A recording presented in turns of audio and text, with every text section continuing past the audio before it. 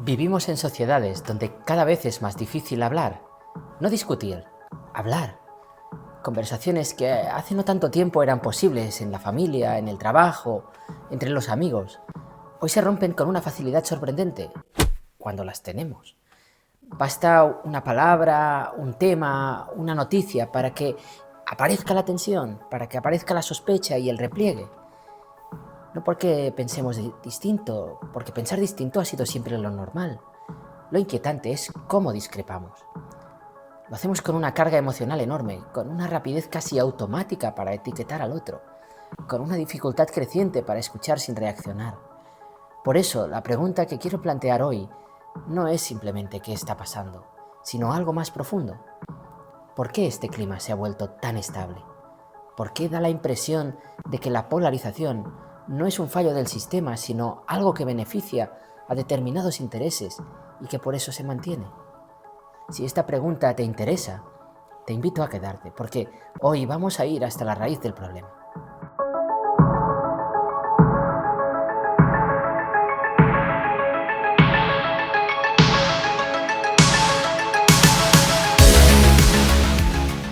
Pues bien, hoy quisiera dar un paso atrás y preguntarnos qué clima cultural hace posible que estos problemas se gestionen tan mal.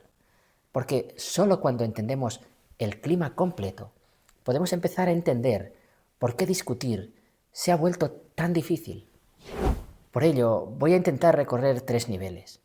En primer lugar, el funcionamiento de nuestra mente moral. Luego, el papel de las redes sociales y de la tecnología y de la economía de la atención. Y finalmente, la utilización política de la polarización. Y aquí entra una aportación que a mí me parece fundamental, la de Jonathan Haidt, especialmente en su libro La mente de los justos. Jonathan Haidt nos explica que durante mucho tiempo hemos pensado que el problema del debate público era la falta de información. Pensábamos que si la gente tuviera más datos, discutiría mejor y discutiría menos. Que si explicáramos bien las cosas, habría consenso. Haidt demuestra que esto es en gran medida falso. Su tesis central es incómoda, pero muy esclarecedora. Y es que no somos tan racionales como creemos.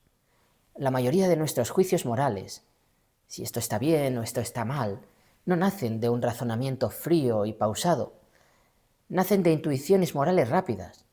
Y después, la razón entra en escena como una especie de abogado defensor que justifica lo que ya hemos decidido. Haidt utiliza una metáfora muy potente para explicarlo. Es la metáfora del elefante y del jinete. El elefante es nuestra intuición moral, grande, poderosa, emocional. El jinete es la razón, inteligente, pero mucho más débil. Creemos que el jinete dirige al elefante, pero en realidad, la mayor parte del tiempo, el jinete se limita a explicar por qué el elefante va hacia donde ya quería ir. Y esto explica algo que todos hemos vivido. En discusiones políticas, en discusiones morales o culturales, rara vez cambiamos de opinión. No porque los argumentos de los otros sean malos, sino porque no estamos discutiendo argumentos. Estamos defendiendo quiénes somos. Y aquí aparece el tribalismo moral. No defendemos solo ideas, defendemos pertenencias. Y cambiar de opinión no es solo perder un argumento, es arriesgar la identidad, es arriesgar el grupo, el reconocimiento. Por eso la polarización es tan resistente a los datos, porque los datos no compiten con otras ideas, compiten contra identidades. Y cuando la política se tribaliza, ocurre algo decisivo. El otro ya no se equivoca, es que es malo. Y si el otro es moralmente malo, deja de ser un interlocutor y se convierte en una amenaza. Este mecanismo, que Haidt describe con una enorme claridad, explica por qué la discusión pública se ha vuelto tan áspera y explica también por qué, una vez que una sociedad entra en esta dinámica, salir de ella es tan difícil. Pero a este mecanismo psicológico se le añade un acelerador extremo potentísimo. Aquí entran las redes sociales, la tecnología y la llamada economía de la atención.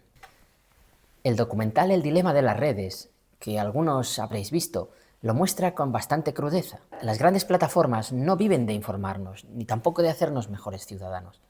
Viven esencialmente de retener nuestra atención.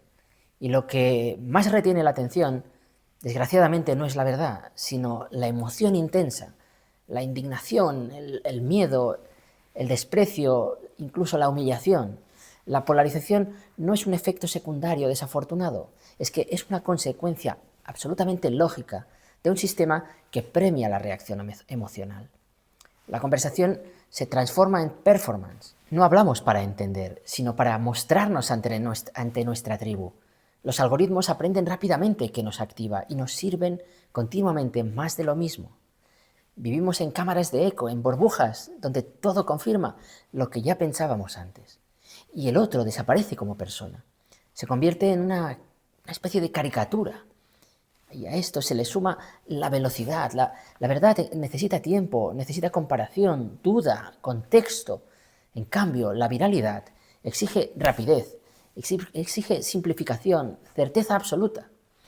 El resultado es una sociedad entrenada emocionalmente para reaccionar y no para comprender. Y aquí se produce algo profundamente deshumanizador.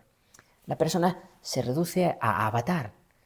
La discrepancia se vive como agresión y la política se convierte en un campo de batalla emocional permanente.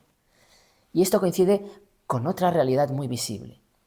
Una sociedad cada vez más vacía, una sociedad cada vez más fragmentada, más ansiosa y más sola.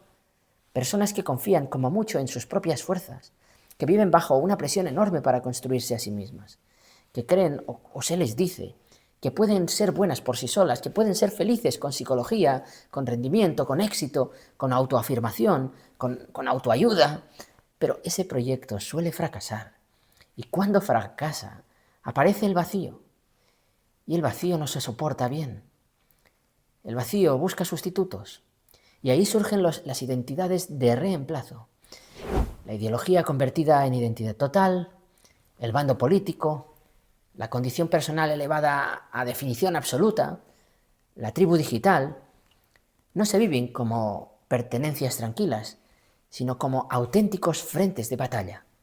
Porque ya no se trata de convivir, sino se trata de sobrevivir simbólicamente.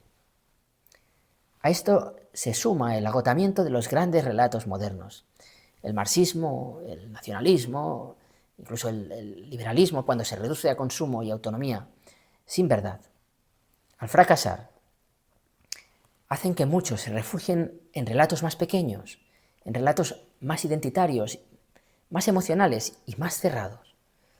Y todo esto no es solo un problema cultural o tecnológico, es también, y cada vez más, un instrumento de poder. La polarización es rentable políticamente, permite consolidar electorados fieles, movilizados y emocionalmente implicados.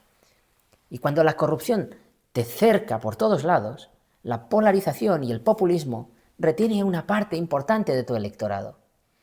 Y es que ya no se vota tanto por gestión o por resultados, sino por supervivencia moral.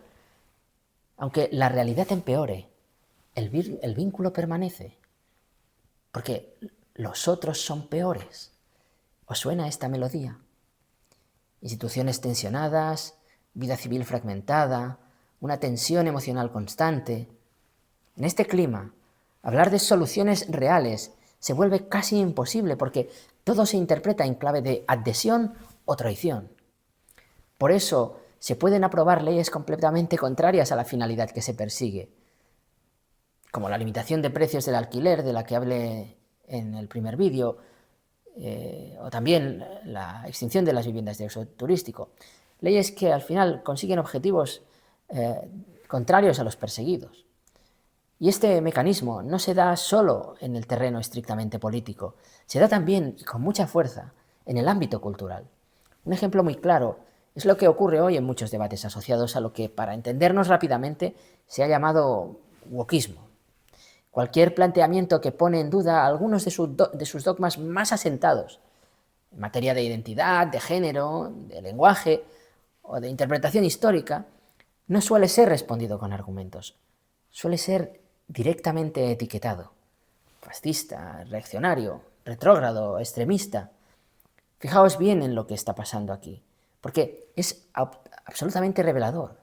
No se discute si el argumento es verdadero o es falso, si es razonable o no lo es. Se discute si el interlocutor es moralmente aceptable. Y cuando alguien queda situado fuera del campo moral legítimo, ya no hay conversación posible.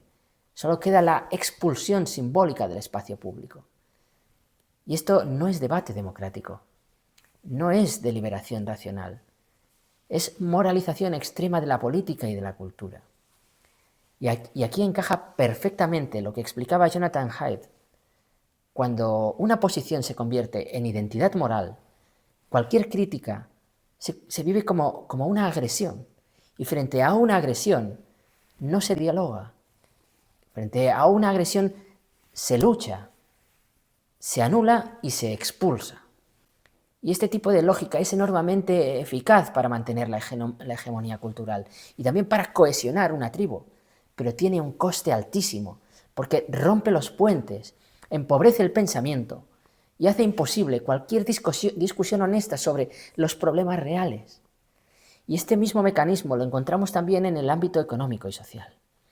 Un ejemplo concreto del que hablé en el vídeo anterior y del que conozco pues, muchos detalles de primera mano por mi profesión de abogado es la criminalización de las viviendas de uso turístico. Tal y como expliqué, en una ciudad como Barcelona, estas viviendas turísticas representan alrededor del 1% del parque, en concreto el 1,2%. En Madrid, el 0,9%, por lo que su incidencia en el precio de los alquileres es prácticamente inapreciable.